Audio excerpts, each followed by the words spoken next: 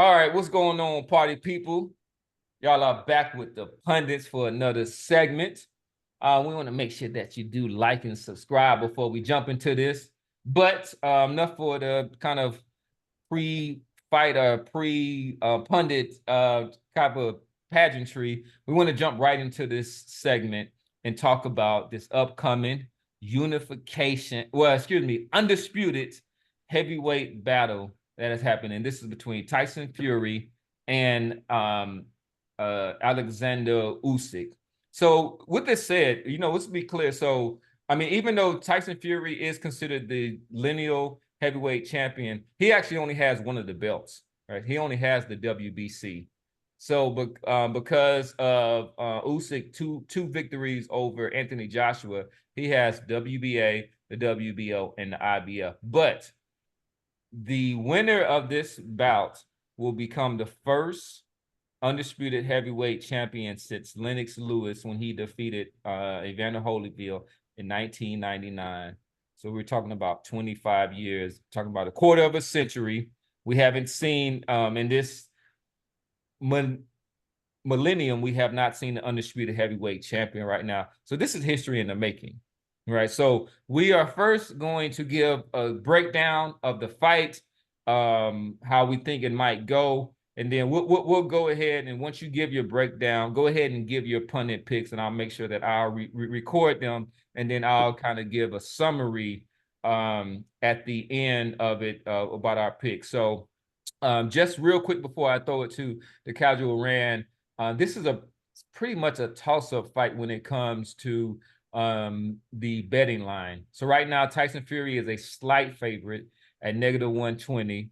And then Usyk is basically even odds at plus 100. So that means that it would take a $120 bet on Tyson Fury to get back $100. And then with Usyk, a $100 bet is just going to net you $100. All right. So with that said, let's start with the casual Rand and give us your breakdown of this undisputed heavyweight fight. And, bless us with your pundit pick. All right, so I just see this as just evolution, the evolution of the heavyweights. So like back in the day, you had the heavyweights at 210 to 230. You know what I'm saying? Yeah, Tyson was around that time and around that frame, and then you had the super heavyweights come in with the Klitschko's and Lennox Lewis, and then all those big tank guys. You know what I'm saying? And then I think towards the end of that, Usyk came about and like finessed the game with Anthony Joshua. Joshua was one of them big, super heavyweight type guys, big, muscular, you know what I'm saying, but still flat-footed. And Usyk pretty much came in like a Holyfield style, you know what I'm saying, just smaller, lighter, but it can hit like a brick and beat the shit out of Joshua twice. So that's where the heavyweight championship is now. But Fury is like a hybrid. I think Fury is a hybrid of the two, where he's a big guy, but he moves his feet, and he has, to me, when it comes to heavyweights in this era, the last 20 years, I think the most successful heavyweights had that Emmanuel Stewart style fighting for the big guys. You know what I'm saying? Like, stand out, use your range, use your jab, and then when them fuckers come in close, hold them, you know what I'm saying, and put your body on them, tire them out, and then get back out and use that jab.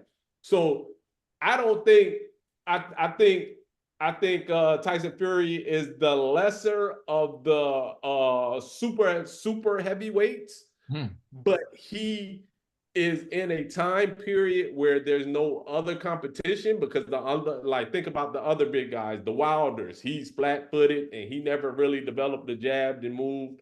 And Anthony Joshua, who has a resurgence right now, but Tyson Fury he went to the Emmanuel Stewart camp. You know what I'm saying? So he has that jab, and he has that I'm gonna lean my big ass on you and tire you out, and you know what I'm saying, throughout the rounds. So I think the bonuses that Usyk bring to the fight of like head movement, be light of foot, I think that Fury can negate that with his jab, and he's just when he's in shape, he's just as elusive, and you know what I'm saying. He can move, and for a big guy, he's very nimble. So I just saying all that, I say Tyson Fury, unanimous decision. Unanimous decision. Okay. So, and I want to be clear. So, because I don't want people to get in there and be like, "Oh, Emmanuel Stewart was passed away." So we're talking about that His legacy, schooling, that carry on there. So this yes, is Sugar Hill Stewart, yes, who's Stewart. his nephew, I believe, or whatnot. Yeah. Carried on that tradition. It's the Crunk Gym, Yes. essentially that's in there. All right. So we got the casual Rand who is picking a unanimous decision for your boy Tyson Fury. Let's go to Coach Dave. Give us your Man, thoughts on him. I think it's going to be a really good fight, man. I like the elusiveness, the agility, as well as, the aggressive style that the casual one talked about in terms of what Tyson Fury can give him. I'll be honest with you, man. I'm going for a late round stoppage, man, for Fury. I'll give it to you straight up. I think Fury got a lot of stuff arsenal from that jab, that right hand, but I think people be sleeping on that uppercut of Fury. And I think, in Usyk's last fight, people can say what they want to say, whether it was a good body shot or whether it was below the belt. No, that I think Tyson Fury saw something in that boy's body that's saying that's a serious vulnerability right there. So I think you're gonna see probably a right uppercut trying to seriously get into this boy's body. And I think a late round stoppage, man. And I don't know why this right uppercut is just so deep in my mind in terms of setting it all up, man, on Usyk. And I just say that because Usyk like to kind of paw that little. He does, yeah. He like little thing out there. You got a man that's taller than you are with just as much reach. That if you open yourself up this way, this guy's quick enough to sneak, and next thing you know, he's dead up on your insides, man. And even looking at Usyk in the clinch, I think that's where he's going to be extremely even a little bit more vulnerable. Yeah, Tyson might lean on him and play with him and all that stuff, but he's going to be trying to sneak those uppercuts into this guy's body, man. I don't know anything about the fight plan or what they talked about. Honestly, I hadn't heard anything about it. But just if I had Fury going in against Usyk and I was trying to go for just a dynamic stoppage, that's what I'm looking for, is that weakness of that body and that uppercut to that chin, that smaller man, and getting up under that thing, man. Yeah. So Fury. You have a round you want to throw at them? You want to throw in case we got some betting people out there? Hey man, I 10th round, bro. 10th round. It's gonna be late. Yeah. I think you took somebody's pick or whatnot with that.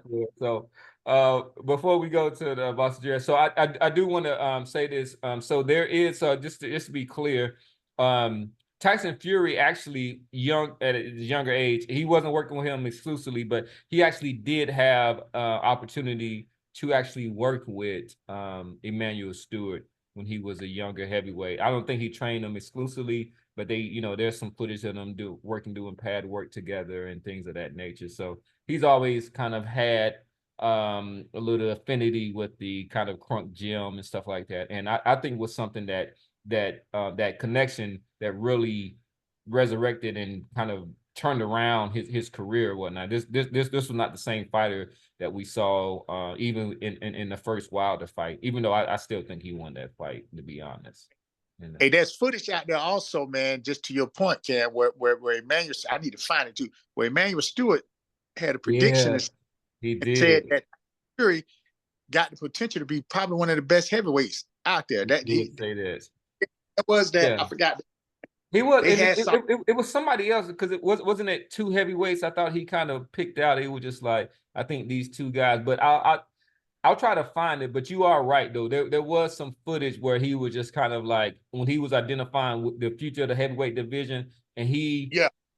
he definitely named Tyson Fury in there. All right, so we got a unanimous decision by the casual Rand, and Coach Dave is going for the 10th round KO. So with that said, a 10th round KO. For Fury. Yeah, for Fury. So that will be I'm trying to see what that payout will be. So by round, it was just so Tyson Fury to win is in the 10th round plus 2,200. So I mean I'm liking that. So that means that $100 bet for a 10th round knockout or TKO 2,200. Let me see. Hey, Let me get some of my little quarters together. Let me break over the penny bag. hey, got DraftKings, baby. Ain't that what we bet on? Yeah. Our draft duel and DraftKings are like both of them. Yeah, but like I'm on DraftKings right now, which is the plus 2,200. So we might need to all throw in $25 or whatnot. You know, we can split Hey, 200 four ways. hey, All right. All right, Boston Jared, give us your breakdown and pundit pick. Man, look, so this fight, I'm glad I got to go last because this fight was a fight that I had a tough time wrapping my brain around, trying to figure out not only the breakdown, how the fight was going to play out. The conventional wisdom to me says the big skilled man beats the smaller skilled man. 9 times out of 10, 8.5 times out of 10, the big skilled guy beats the smaller skilled guy. The guy coming up, I know Usyk's been in the division for a few fights now. Fury is the biggest heavyweight fighter in the world, size-wise. Might even be arguably the most skilled. That being said, the build-up to this fight that has been extended due to an alleged Fury cut that occurred during training, there was something about the build to this fight that, to me, indicated that Tyson Fury did not particularly care for this fight.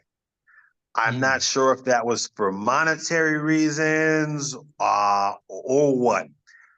He didn't seem particularly keen on fighting Usyk. And I wasn't sure why that was. I think he had brought up the fight with Joshua. This guy is very, very, very, very business-minded. So maybe that was it. I don't know. But in the back of my mind, I couldn't help but think that maybe there's something there stylistically that he sees and he's like, nah, I'd rather not. I'd rather not take that chance and fuck up my opportunity for a huge payday with Anthony Joshua. That being said, Turki Al-Sheikh came in, saved the day, dropped a huge check. Fight happened. The fight's been postponed. They've had a lot of time. They being Tyson Fury and his trainer Sugar Hill have had a lot of time to prepare for Alexander Usyk. Alexander Usyk, to me, has shown signs of slippage. After that Daniel Dubois fight, I remember we did that show, and there was some real back and forth between the four of us about whether or not Usyk should stay in that top 5 or 4 pound for pound after that performance, where a lot of people thought that he should have been knocked out in that fight from what, in hindsight, I can't even remember if it was a legal body shot or if it was an illegal body shot. Definitely, yeah, it was some controversy. There was some controversy there, and there were people that thought that Usyk should have been knocked out. It was on the belt line, but it was he didn't react well to it. I'll say he did not react well to those shots to the body, and I'll revisit that here in just a second. Usyk has shown signs of slippage to me. This guy has had a lot of amateur fights. I don't even know if all his amateur fights were even recorded. I mean, he's got well into the 300s, 400s. This guy is a gold medal winner. He's got all kinds of amateur accolades. It's a lot of wear and tear. This is a guy that started his career at cruiserweight, and he's moved up. He's the naturally smaller guy. He's filled out into the division. You know, he's every bit of 6'4". He's got long arms, but I just don't see it. I think Fury, his size, his strength, and his skill are going to be a little bit too much. And Alexander Usyk, he is who he is. After hundreds and hundreds of amateur fights, he is who he is. There's not going to be anything that he does in that ring on Saturday night that Sugar Hill and Tyson Fury and his pops have not seen over and over and over again. And that amateur style, that in and out lead southpaw, trying to control that punching lane, Fury with his height and his reach, I think you're going to see Fury land lead shots right over the top of Usyk's guard. And when Usyk tries to pivot away and change those angles, you're going to see Fury pivot with him. He's going to be right there in his face the whole fight. There isn't any real range that Usyk can be effective at that Fury's not going to also be effective at. Fury's a taller, longer guy. I think you're going to see Fury get to Usyk's body early and often in this fight. I'll be very, very curious to see how he goes about doing it. But I think you're going to see him get to Usyk's body early in this fight. And that early body work is going to pay dividends in the last third or quarter of this fight. I think you're going to see Usyk on his bike a lot. You're going to see Fury pressing forward, controlling the pace, controlling the real estate, displacing Usyk. And I think you see him walk Usyk down and trap him against the ropes and begin to beat on him in round 8 and in round 9. Dave called the stoppage at 10, which was my original, what I was going to say. So I'm going to go, I called 11 last weekend with Canelo. I'm going to call Fury at 9. That's a good call. I think the body work combined with the excessive movement from Usyk is really, really, really going to wear him down fast. Usyk is a guy that has displayed a ton of cardio. I mean, this guy has got the best cardio. I mean, he's got tremendous cardio. The difference is in this fight where other heavyweights could not find Alexander Usyk, I think Fury is going to be able to find him early and often in this fight, and he's going to be able to find him early and often to the body. And those legs that he relies on so heavily are not going to be there for him the last third of this fight. All right. Fury at 9. Fury in 9. So that is again, that is plus 2,200. So a bet for a Fury stoppage, whether it's a KO or a TKO in round 9, will a $100 bet will net you $2,200 back. So we have a pick this. So I will say that at one point I wanted to kind of go out on the limb, and because I didn't do it when it came to the Haney fight, even though I was kind of feeling some inklings, and I was thinking about it for this fight with Fury and Usyk, but I do agree with the pundits in the sense that, as Boston Jared kind of talked about, and there's a little slippage, but I think there were just we're just kind of at realizing some of the chinks in the armor for when it comes to Usyk or whatnot, because he's been dropped by some body shots before, and I think in the pros and even in the amateur. So that's always Beterbiev have stopped him. I saw that fight. Yeah, so I saw that fight live. Beterbiev have stopped him. Always been in Fury's camp and all that. So they've looked at that.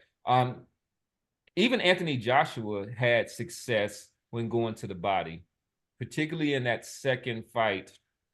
And I do remember when Joshua was very physical with Usyk, and he had a lot of success, and particularly with that lead right hand.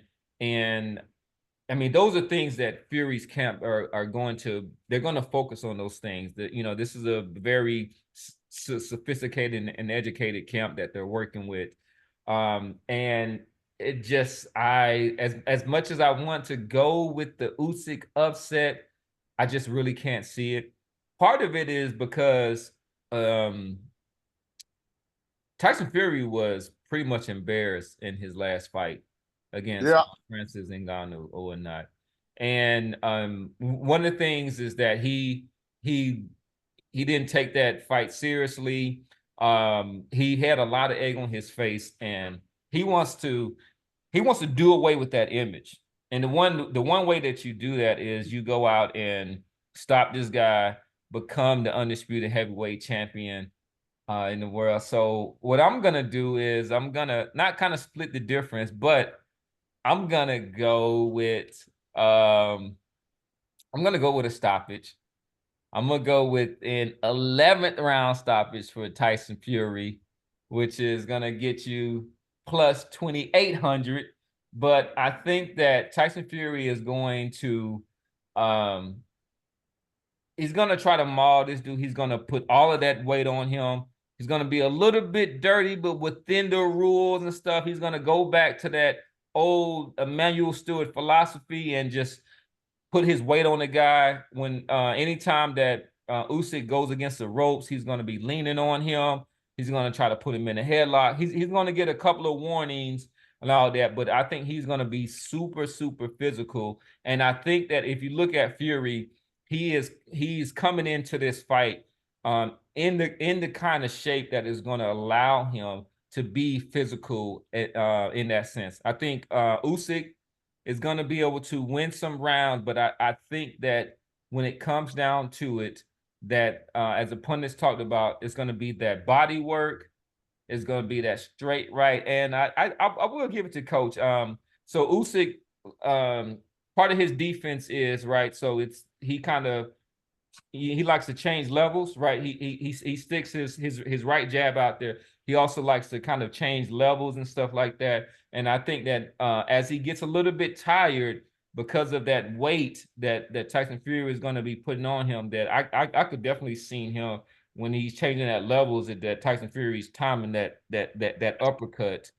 But I can see maybe even them just kind of throwing the towel in or something to that effect. But I could see and then he's gonna go to the body. So I think I'm gonna go with a stoppage. I'm gonna go with the 11th round stoppage for that. All right, so just to sum it up, I'm gonna go clockwise. So we got my man Boston Jared, don't forget the S. He is calling for a 9th round stoppage for Tyson Fury, which is at plus 2,200. And then we got the Casual Rand, who is calling for a unanimous decision, which is going to be a basically plus 125 or 120 back on Tyson Fury. We got Coach Dave, who's calling for that 10th round stoppage, was plus 2,200. And then I'm going to go with the 11th round stoppage at plus 2,800. So there we is. Those are our pundit picks. If you're a betting man, get your dough together. And between rounds 9 and 11, that's what the pundits are saying, or even a decision win. But if you're feeling a little froggy and you want to jump into there, go ahead and put a little bit of money down, and we will see y'all on the other side. Hey, let us know if you win. Let us know if you win. Exactly. All right. All right, so we're going to wrap this up and jump into our next segment.